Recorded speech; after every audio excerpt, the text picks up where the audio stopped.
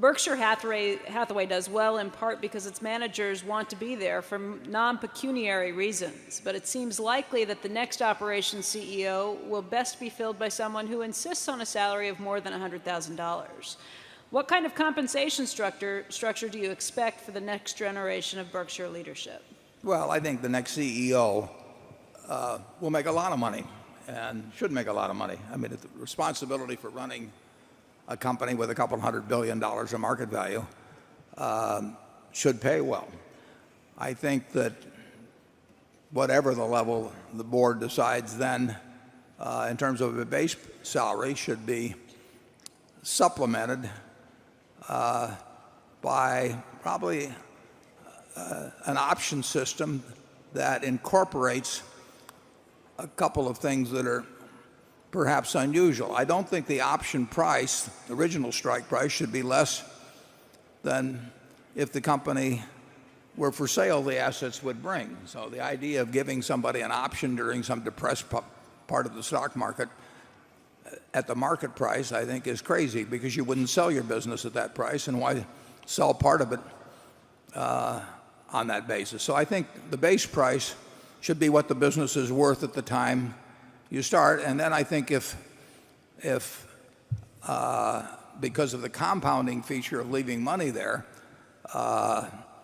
no management at all would produce some gain in value over time. So I think there should be an increase in the base price annually at some rate, and then minus the dividend that's being paid. So if you assume a 3% dividend was paid and you wanted to have a hurdle rate of increasing at 7 or 8% a year, then you would have the option price accelerate maybe at 4 or 5%. But with that kind of a structure, I think you can give a very large option, because if somebody is creating excess value above a given rate on a very large sum, I think they deserve something quite significant in terms of that excess earned.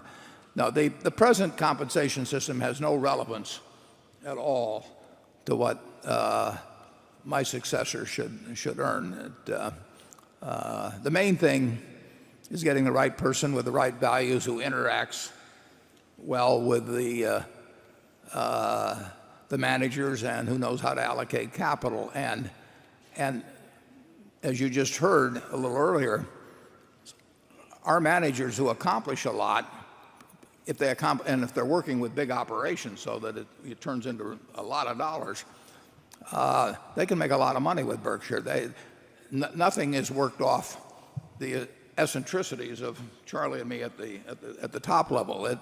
So people make well into 8 figures sometimes at Berkshire, but they earn it, and they don't get it because of any phony targets or anything of that sort. They get it because they really deliver incredible, in some cases, excess value to Berkshire. Charlie? Well, I hope it will be a long time in the future, and I don't regard it as absolutely inconceivable that Warren Spot will someday be occupied by a very rich man who has adopted Warren's system of pay. I think somebody in America has to be the exemplar for not grabbing all you can. I think it's a very important part of the whole scheme.